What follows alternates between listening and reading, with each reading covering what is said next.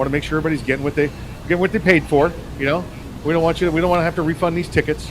Well, here's what I'm doing. I've started to go ahead and record it, and I'll go back and watch it. And if it seems unviewable, then I'll go ahead and from this point forward, I will go ahead and I will upload this version of the program, the one that I'm recording. Okay. I'm gonna just say okay. I think is that. Yeah, I don't know how exactly we're gonna work the Freedback Friday part, but it should be. I don't understand why because it's kind of delaying. And maybe I don't have a great internet connection here, but well, no, there it is. Now I'm looking at it. It's all fine. You just took your red beret off. Yeah. It's a raspberry beret. Oh yeah, your raspberry beret. Kind you buy the section. As long as you can see it, that's good. That's good. So we'll go with that. Okay, as I sit here behind my little red Corvette, let me talk to you about the governor of Utah. The governor of Utah, his name is Spencer Cox, and he got a letter. He got a letter from a constituent. What is reported to be a constituent there in the state of Utah, and he was told flat out that in the present society, and as aware as everybody is, that he cannot continue to have the last name that he has. You cannot go around with the name Cox and expect people to not be offended by it. They are offended by all of the Cox coming out of the White House or out of the Utah State House there.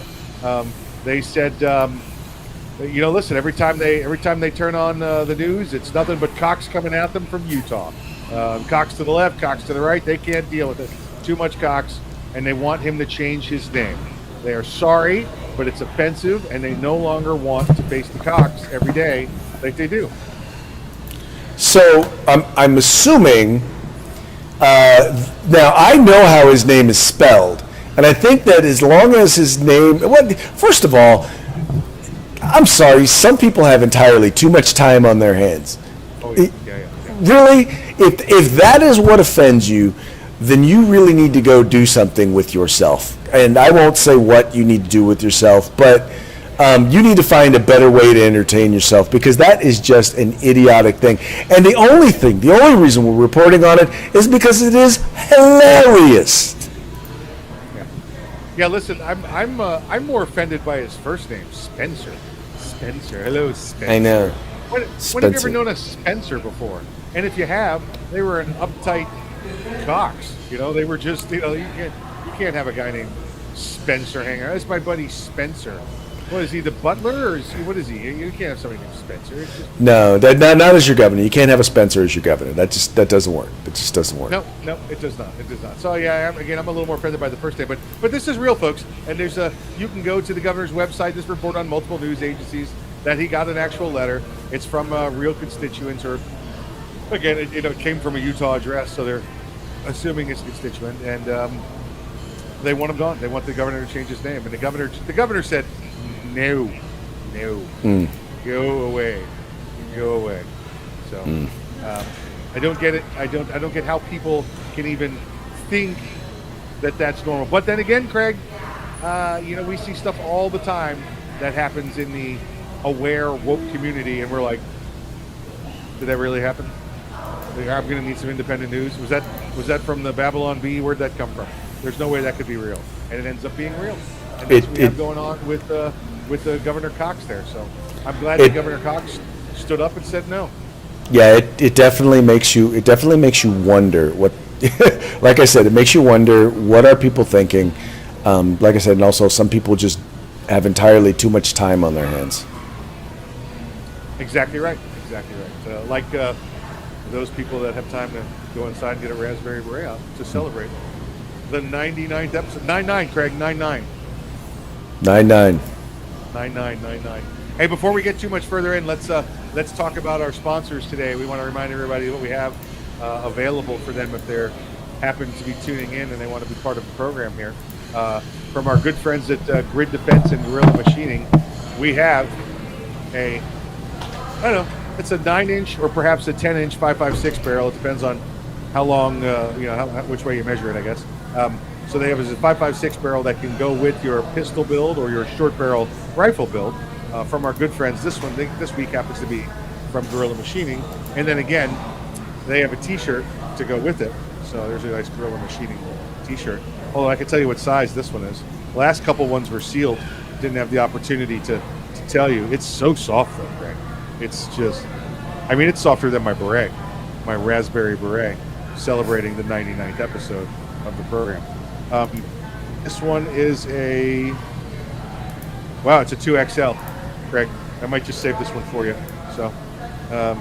So we don't have a T-shirt. Evidently, we only have the barrel to send you. So we've got a barrel. This is a nice 5.56 barrel for your pistol build, for your AR rifle or short barrel rifle or pistol. From our good friends. Very nice. Gorilla Machining.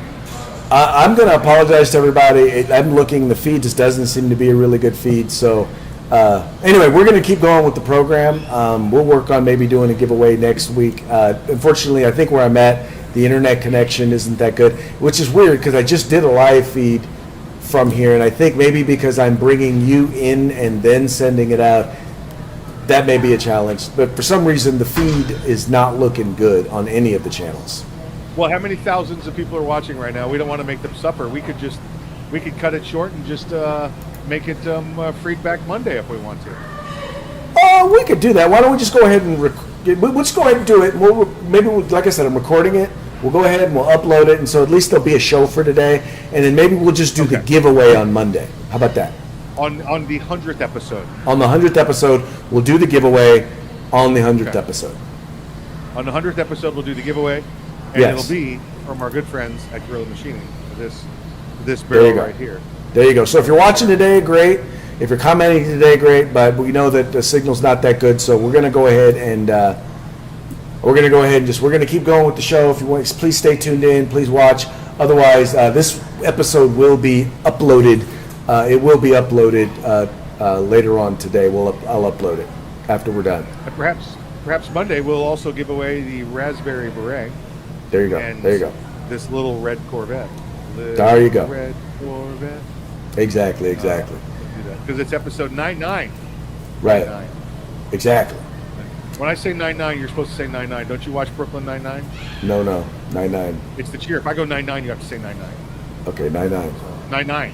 99. There we go. Okay, just like that. All right. Okay. Here we go. Let's keep moving. Along here. We got. We're going to talk about some problems for Waco Dave Chipman there, out of the ATF, formerly of the ATF, currently of the Brady campaign and Every Town for Gun Safety, and every moms hate everything, whatever that group is, the angry moms against everything. He has a little problem with disclosure, Craig. Evidently, even on the congressional questionnaires that he was given, he failed to disclose many of the speeches he did, many of the political agenda-driven speeches he gave outside of this country. He gave to the summit, China as well, by the way. There's your link right there with the Biden administration. Hint. Another China link? Another China. It's coming from China. The link going on there. So, he's failed to disclose a couple more of his speeches that he gave, some papers that he's written, some positions that he has put forth in this country and outside this country on his Second Amendment views. Again, this guy just, not only is he not telling the truth, then you know what he's going to do. Oh, well, I failed to disclose because there was only 12 blanks on the form. I did not disclose the 13th and 14th, There was just too many. Well, that's what makes it so funny, is because when you consider the fact that he, a lot of the stuff that they want to regulate, that they want to make gun owners do and follow through, is, I'll be honest with you, it's almost as difficult knowing what you need to report and what you need to send in as a political candidate. So if anybody should kind of have some sort of, or as an appointee, if anybody should have some sort of, what's the word I'm looking for, empathy for gun owners, you would think it would be Dave Chipman. But, he doesn't care. The idea of developing a system that will actually help gun owners be in compliance, as opposed to trying to catch them and kind of use it as a gotcha. He's not really interested in anything like that. No, no, no whatsoever. You know, again, we have an agency right now that's in the midst of another turmoil of reinterpretation of a U.S. piece of U.S. code. You know, they want to redefine it. They want to go after you know, dealers, manufacturers, you know, to take away firearms and guns. This guy's just going to jump right in there, go all for it, breaking the law. He's going to try and use, you know, again, this is an executive branch. The Department of Justice is executive branch of the government. They get to enforce the laws, but he's going to want to go in there, play the legislative branch, and write new code, evidently, because he wants to make his own laws. And then he's going to be the judicial branch because he's going to determine whether or not the standards that he writes is legal or not. This guy wants to be all three branches of the government running the ATF. It's going to go amok. It's going to be Second Amendment grabbing. It's going to be gun grabbing all the time, all day, all night with Chipman in charge. It's just the way it is, folks. He's every time he's ever spoken, it's about taking your firearms away from you. Yep, gun grabbing, Waco Dave. That's it, Waco Dave. Come on, Dave. Dave wants to take your guns. Dave wants to take your guns. But maybe he failed to disclose that part. No, he didn't. No, he didn't. He's pretty wide open about that. Yeah. He is pretty wide open about that. Yep. The only thing that he hasn't disclosed is, you know, he may have lost his own firearm. We know he's racist. We've heard him say, wow, were they cheating? It looks like a bunch of black agents passed the test. What? That's okay? Hey, woke folk, that's okay with you for him to say that? Evidently it is. He's one of them, so evidently he gets away with it. Oh, exactly right. Exactly right. Horrible stuff. This guy needs to go. Craig, let's roll right along. Let's roll down to the great Republic of Texas. You know, let's talk about what's going on there. The Governor Abbott has been in a battle with the Democrat legislators down there for the past couple weeks, maybe even a little bit longer than that. They were trying to have a quorum. They have to have a specific number, a minimum number of senators and Congress people down there for the state house. They were trying to get some budget items passed. They're trying to get some voters items passed, trying to get some of these mandates heard, and you know, perhaps a mandate to be passed there that you cannot have, well, a law passed saying you can't make a mandate to take people's rights away from them and make them wear masks and make them mandatory get vaccinations in order to receive, you know, basic rights guaranteed to them under the Constitution. So many of those Democrat senators fled, Craig, if you recall, and they said they were going to D.C. Some have come back to the state, and the governor there said, fine.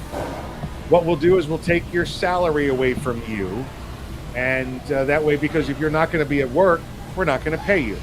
And they were like, well, fine, blah, blah, blah. So he said, okay, well, and by the way, we're going to take away your operating funds.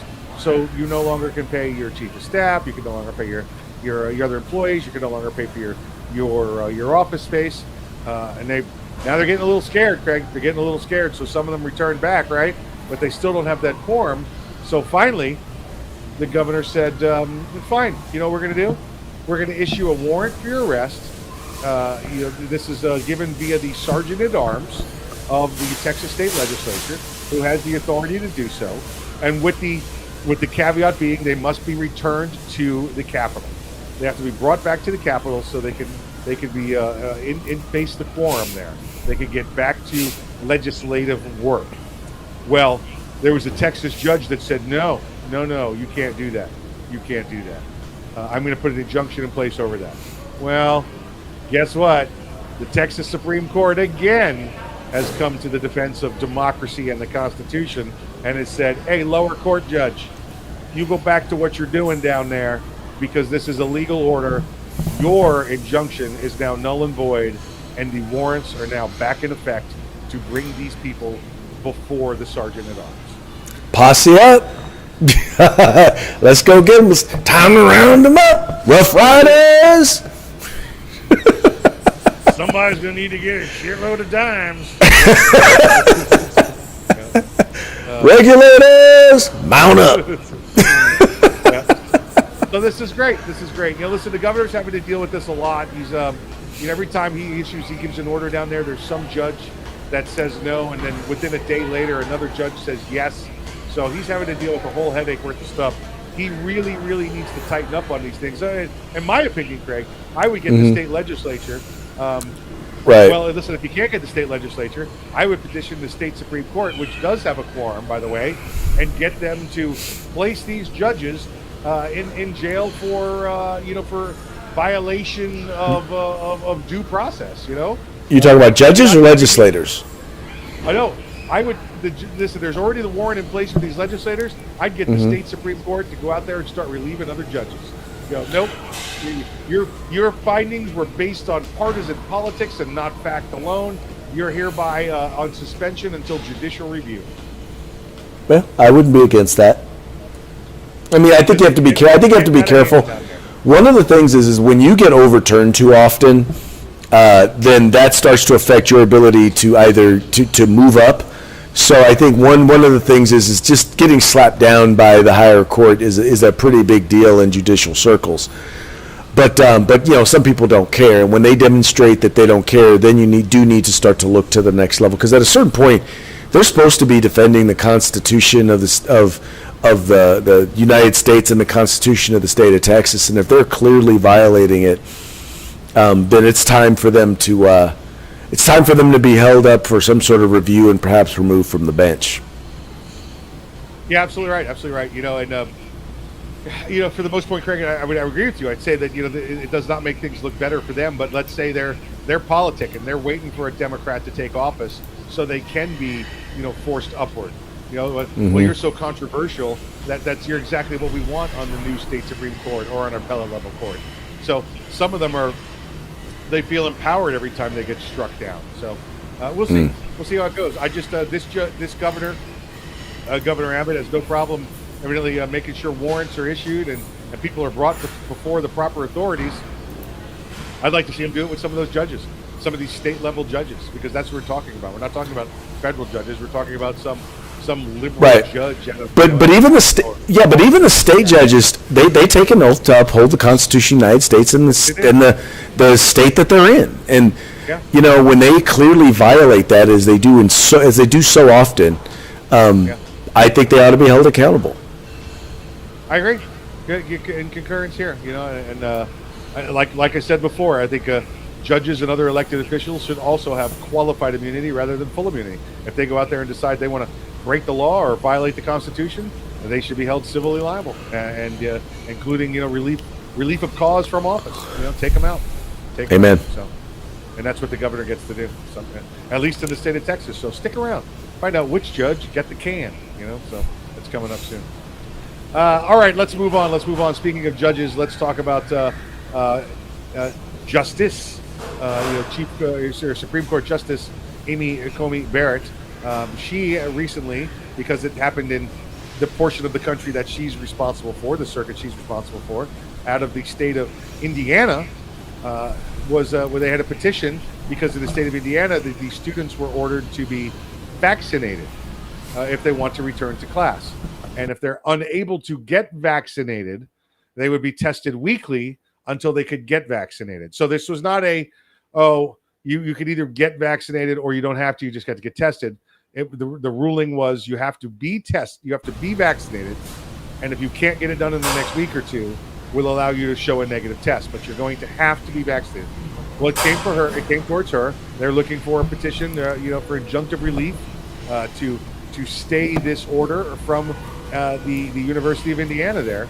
And Craig, I got to tell you, there's some people upset, but when this went forward, I knew that this was probably going to be the ruling. You just start examining the court so much and how they work. They're such a strict constitutionalist that Judge Barrett declined to issue the injunction, and the reason she declined to issue the injunction is because you're a volunteer to go to college. You've not been drafted to go to college. It is not your employment to go to college.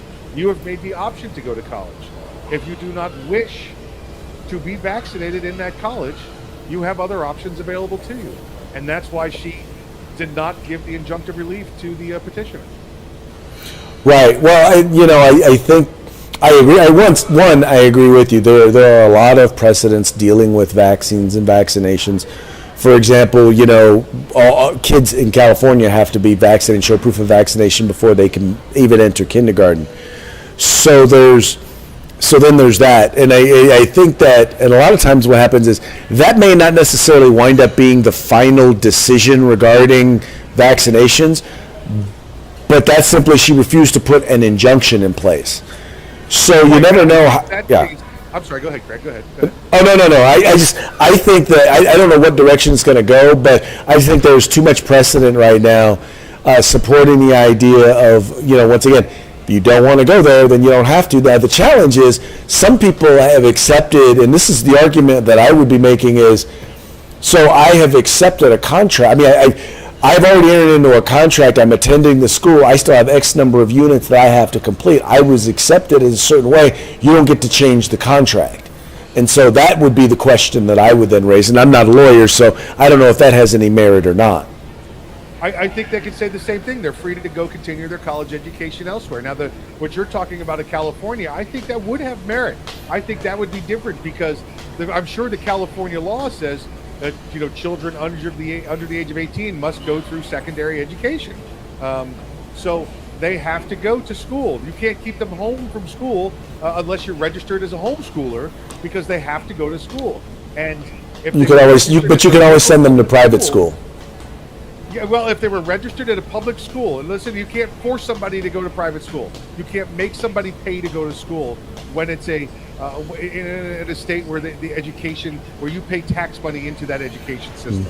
So, if they say, I'm not getting the vaccination to go to school. All I can tell you is California's vaccination program has stood up under legal scrutiny for years.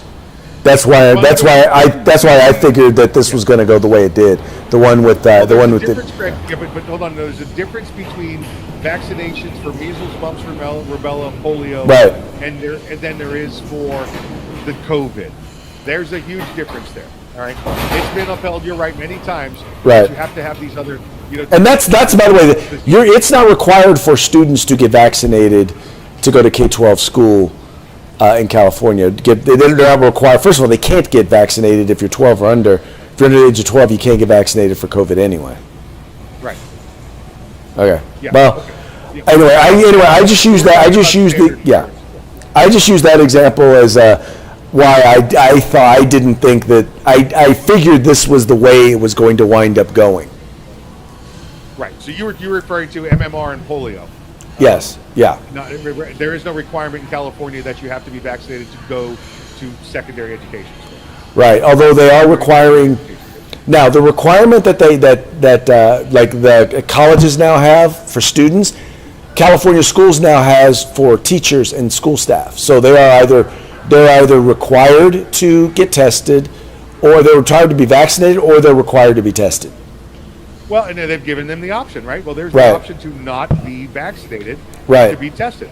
So they have relief. That's their relief right there. Yeah. They don't need an injunction. They already have relief in place. Well, but you know what's crazy about that though is that now so we're seeing data and information that says that if you've been vaccinated, you can still catch and spread COVID. So then shouldn't we be testing people who've been vaccinated too? Obviously, Craig, because don't forget now we have the booster series getting ready to come back out. Right. So remember, if you don't get vaccinated, then my vaccine won't work, and I could get the COVID because you're not vaccinated. So you got to get vaccinated so my vaccine works. No, I honestly just think it's not a function of that. What it is, it's a function of we're trying to protect people who choose not to get vaccinated. And my attitude is they don't want your protection. They've kind of said it. They don't want it. I agree. Absolutely. Yeah. It's crap. What is it? I just saw the other day. I think we might have even said it on here. Was it, Craig? I need to make sure you take your vitamins today, because if you don't take your vitamins, then my vitamins won't work for me, because that's how it works. So we're going to mandate I take my vitamins because you have to have your vitamins. Right. So my vitamins won't work unless you take your vitamins. So you got to take your vitamins so my vitamins work also. Pretty much. Yep. All right, Craig. Let's one more time. Let's pump our good friends over at Gorilla Machining. We've got this nice 10.5, 9.5 barrel here. I don't have the ruler here in front of me, so we'll just call it a pistol length or a short barrel rifle length barrel for your AR-15. It is 5.56 caliber, so you get to shoot all of that government cartridge and have fun with it. So. That's right, folks. We will be we'll be handing it out. We'll be doing the show on Monday, and we'll hand it out on our 100th episode. We very much appreciate you guys, sticking with us. We appreciate you guys tuning in. I've been checking the live feed, and it looks really, really bad. So don't worry. We're going to record this and upload it, and we will definitely make sure that you get a chance to see all of the conversation. Well, I'm telling you as you're watching it, so you've already seen it. So very funny. But anyway, we really appreciate you. Oh, we almost forgot. Parting shot. Parting shot. Our good friend Governor Cuomo, who we made fun the other day about former Governor Patterson there. Even he's called this guy out recently, going, "What is this guy doing? He don't need 14 days. What are they doing up there? You just the hopeful here. She knows what's going on. You don't need 14 days to hand it over to her. Get your butt out of here. What are you doing up there?" So even the former governor is calling this guy out. So, and they're with the same party, by the way, too. So it wasn't like this is cross-party politics. Mm-hmm. Right.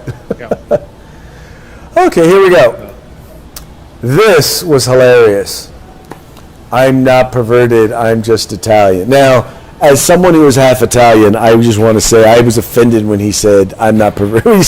When he made an insinuation that his gropiness was all about him being Italian.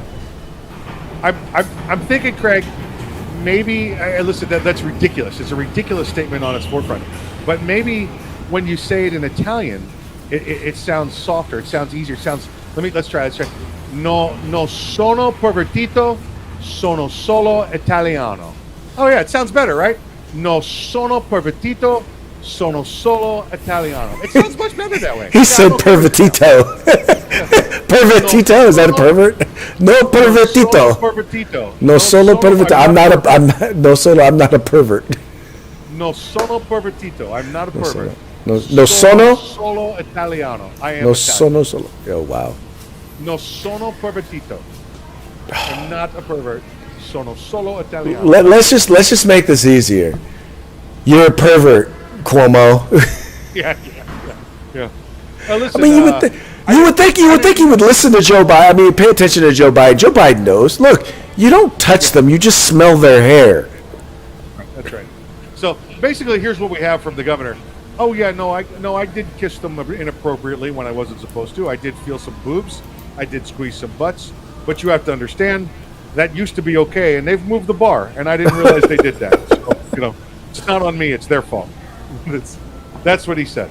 That's what he said. They knew, so they should have kept their body parts at a distance. That's what he's basically saying. Like, they knew the bar was moved. No one told me. They can't bring that butt in a room with me. They know I'm a pervert. They know I'm Italian. Oh, too much. Anyway, so it's about that time. That's it. 9-9. 9-9. So hey, as we said, Freedback Friday on Monday now. Thank you so much for your patience. We really appreciate you guys tuning in. We appreciate you liking and sharing the program. Tell your friends about the Rundown. Enjoy your weekend. Like, share, subscribe. Epstein didn't kill himself.